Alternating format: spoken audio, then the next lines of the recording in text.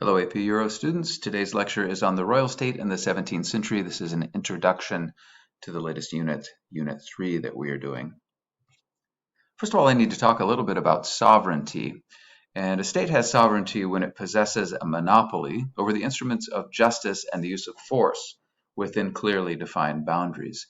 States didn't always have sovereignty if you think about it, especially when we go back to the period before the new monarchies, but even into the period of the new monarchies.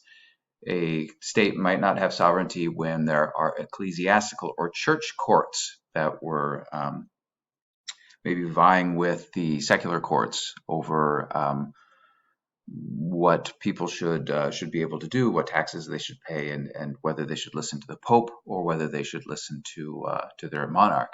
Another thing that you see happening too, especially during earlier conflicts, civil wars, and even in the 30 Years' War, and the other two wars of religions, you have these private armies that may not always be attached to a certain state. They might be attached, for example, to Albrecht von Wallenstein, who had his own gigantic army during the 30 Years' War in the service of the emperor, but not always exactly in the service of the emperor. And that's the reason for his assassination at one point in time. Well, if you think about who had sovereignty, obviously we think that the absolute monarchy, the crown, the king has sovereignty. You could also have a kind of constitutional state where you might have privileged groups who had sovereignty, for example, in the Netherlands, or as we will see in Britain. What we're not talking about with sovereignty is the masses. The masses do not have sovereignty. The masses are not citizens yet. The masses are generally subjects of a monarch. We already know about the first 5 characteristics of new monarchy. Hopefully you have those in your head. I'll remind you very quickly here. Number 1 is that new monarchs wanted to control the nobility and their parliaments. Number 2 is that they wanted to raise revenue. Number 3 is they wanted to have their own law and administration. Number 4 is they also wanted to control the church. And number 5 is they wanted to gain new territories. There is a number 6 for the royal state in the 17th century. And this number 6 is the new armed forces. Armies at this point in time in the 1600s, let's say after the 30 Years' War, started to be permanent, or at least there were national armies now that were being kept always at the ready, rather than having, like you had in the 30 Years' War and earlier conflicts, massive militaries being raised and fighting and then being disbanded at the end of that. There are also more national troops at this point in time rather than mercenaries. If you think about it, during the 30 Years' War, once again, or even going back to the Italian wars, there were lots and lots of mercenaries, Swiss troops fighting for people, various kinds of mercenaries fighting for pay. This is really not the best way of having a military. It was just an expedient way of doing military service back at that period of time. But now what we have is increasingly larger, increasingly more expensive militaries that are really attached to a country and feeling some amount of nationalism or patriotism towards their ruler or towards their flag.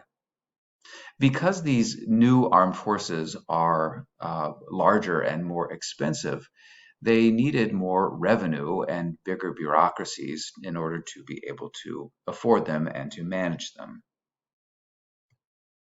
You can look at the size of European armies in really between 1688 and 1710 approximately for some of the major and some of the minor powers in Europe at this point in time. France is by far, in a way, the largest military power in Europe at this point in time, with about 300,000 soldiers.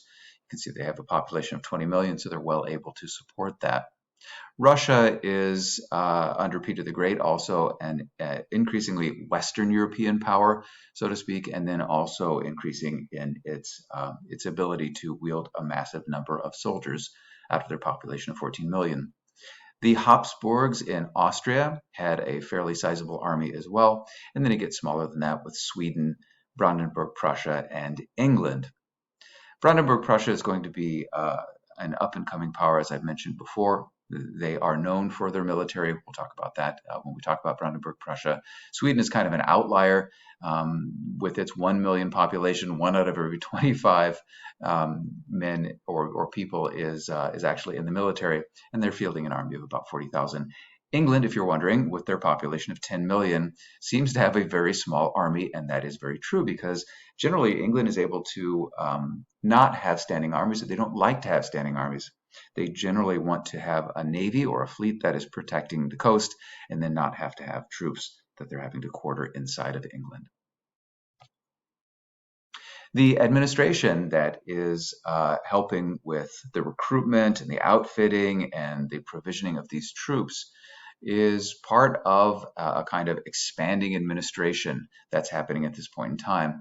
This really is an era of expanding law courts. Remember, the kings wanted to have their own law and administration, and so their justice, if they have sovereignty, then they want their justice to be ruled and not having, let's say, a noble in a noble's court trying somebody and doing that for the king. The kings are also appointing a bunch of new officials who are really just responsible to them. Earlier times, in earlier times, there were a number of feudal nobles who would help the king administer justice, protect and rule over lands, advise the king in councils, and so on.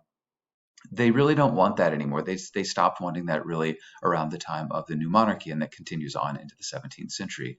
Often the people who they are tasking with that, hiring to do that, are middle class. And they're middle class people because middle class people don't have that same kind of noble snootiness where a noble thinks that the king should call upon them because they are blue bloods. There's something, amazing about being a noble, they think.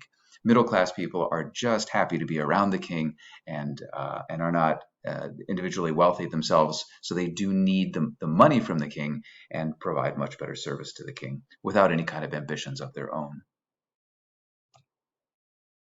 In terms of revenue, it's very tricky to increase revenue at this point in time, especially when the elites, the nobles, had tax exemption throughout Europe. And so oftentimes when they were trying to raise taxes, taxes would fall upon the masses. It's hard to tax the masses as well because, quite frankly, they don't have the technology to kind of control everyone and know who's who and get the amount of money that they need from different people. And so if you look at different countries and the ways that they're raising revenue, it varies a little bit.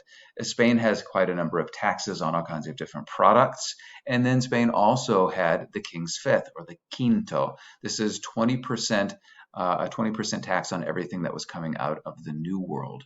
This is pretty common, but if you think about it, Spain's colonies in the New World are extremely rich, especially with silver, and this keeps Spain in the fight for a pretty long period of time. England really didn't like taxes for a long period of time, and so they relied upon customs duties. When things were being imported into England, they could be assessed at the port or at the harbor, and the cost would eventually be passed on to the customer. Something called ship money was done in England as well. I'll explain that when we talk about the English Civil War. And then, sadly, there was often times where the kings would force someone to loan them money. They would simply put a lot of pressure on a wealthy person. And oftentimes that loan really was not a loan. It was just it was forgiven over time because the king wasn't going to pay them back. And because it's really hard to foreclose on the king and get money from him. You can't just force the king to do anything. He's the king, for goodness sakes. In France, also a large number of taxes, like in Spain.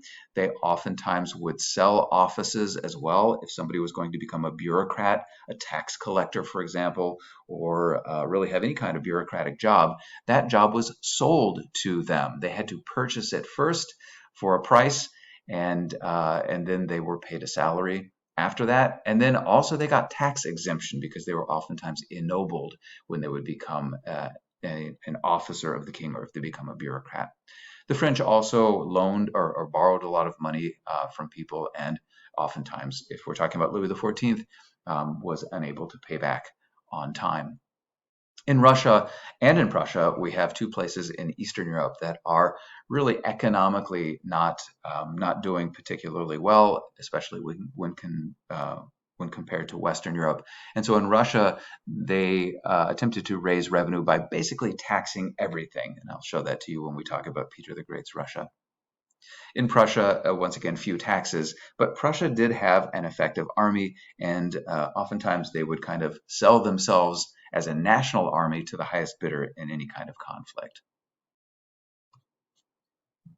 Well, the absolutist state is a continuation of what we already saw happening during the new monarchy period, in which monarchs become something special. They embody the nation, and this idea that the monarch is the nation, or that the nation is the monarch, is reinforced through culture.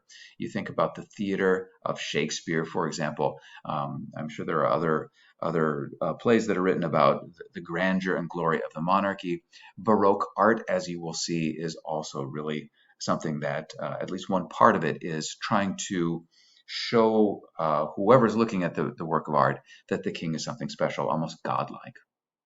Speaking of gods, there is this idea of the divine right of kings, that God created monarchy, and the monarch was ruling for God because God can't be on earth.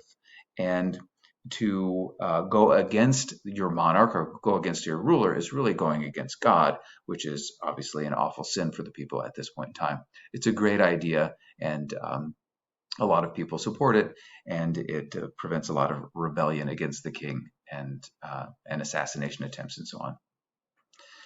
Just because, though, the king was there in place of God and seemed to have godlike powers, that's not absolutely true. Monarchs were limited by what God would want them to do, for example, and they can't just engage in all kinds of behaviors that would be completely horrible.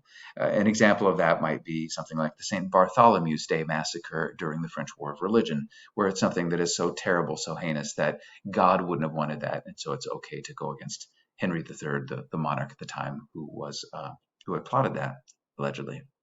So God's law and tradition keep these monarchs from having absolute power or being dictators in the modern sense. Well, the business of government really had gotten pretty complicated and gotten to the point where an individual king, oftentimes not a great king, needed somebody competent to run the state for them. Kings oftentimes like to spend their time hunting and chasing women.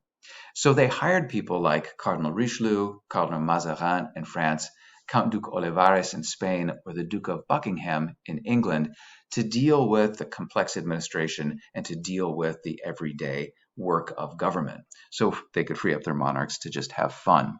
Now, if these courtiers, if these heads of royal councils were good, then the country would generally work out pretty well. But if they were incompetent, then everybody would hate them, and oftentimes the country would not be doing particularly well. The 17th century then is a kind of struggle for the absolutist rulers to gain as much power as possible. It is a struggle against the forces that don't want them to have that kind of power. And we see in France, for example, absolutism being completed under Louis XIV. In Russia, a very similar and very effective absolutism under Peter the Great. In Prussia, there are a number of rulers who are able to get a kind of military absolutism as well. Austria, with the Habsburg family, has a kind of absolutism, but it's really not quite as effective as the previously three mentioned powers. In Poland, you have kind of noble chaos, and we'll talk about that. The Netherlands, we already saw it developed into a constitutional state, and in Britain, we have an interesting story of constitutional development under Parliament.